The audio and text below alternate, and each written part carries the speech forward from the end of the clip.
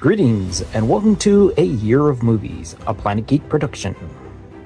For this project, we are using the Ivan Walters reference book of 365 films to watch on the day they happened. Each day, we watch a movie associated with the date we are watching it on. And as it is the 28th of June, we are going to be watching Somewhere in Time from 1980, directed by Jeannot Szwarc and starring Christopher Reeve. As a fan of time-traveling movies, this is one of my favorite ones because of it's so unique to its type of time travel. That traveling with your mind to a different place and time. But it's, again, another enjoyable movie because of my love of Christopher Reeve, and seeing his interaction with Jane Seymour at this time is just a wonderful sight to behold.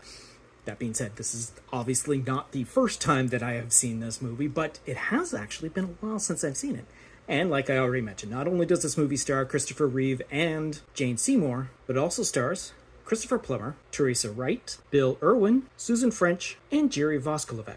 In 1972, playwright Richard Huller, played by Christopher Reeve, becomes fascinated with the photo of Elise McKenna, played by Jane Seymour, a turn-of-the-century stage actress. While staying at the Grand Hotel in Mackinac Islands, Michigan, as Richard's obsession grows, he learns from a friend that time travel may actually be possible through hypnosis. Richard travels in time to meet Elise, and the two appear destined to be together.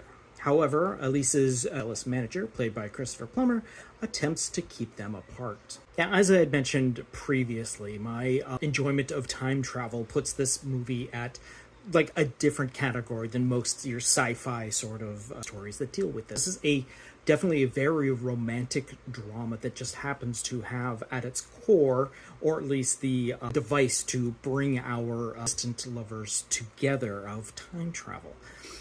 And also mentioning that it had been a while, it had escaped me the fact that this movie actually loops into itself at one point. There we have the older version of our past actress meeting up with the present day version of our time traveler, and then just setting things into motion that way. Again, forgetting completely about that early part for some reason, just because of the distance between viewing this movie. But again, one of my favorite stories, mainly because of Christopher Reeve, and he is just such a visual stunning presence on screen. Everything that he does, and again, this is 1980, so this is fresh off of Superman, so we've got this tall, lanky gentleman, broad shoulders and whatnot, easily stands at an imposing 6'4", especially when he's teamed up with Jane Seymour, who herself is 5'5". So there's,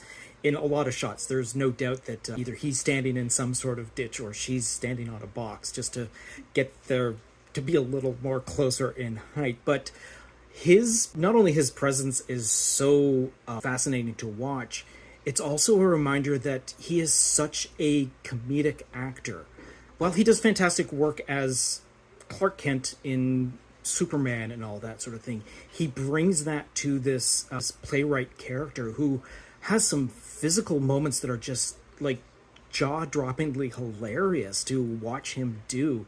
And sometimes it's in scenes where he's just by himself and he's the only thing there, and he becomes this Chaplin-esque sort of character slightly.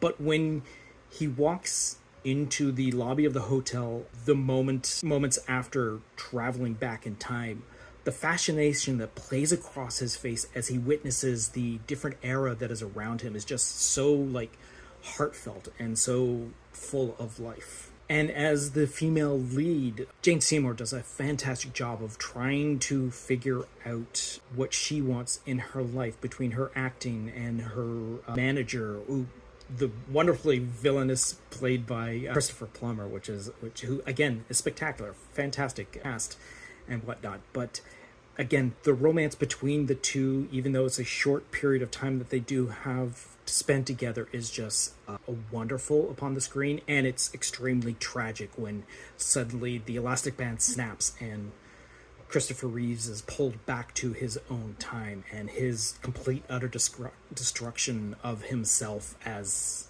he realizes what has happened.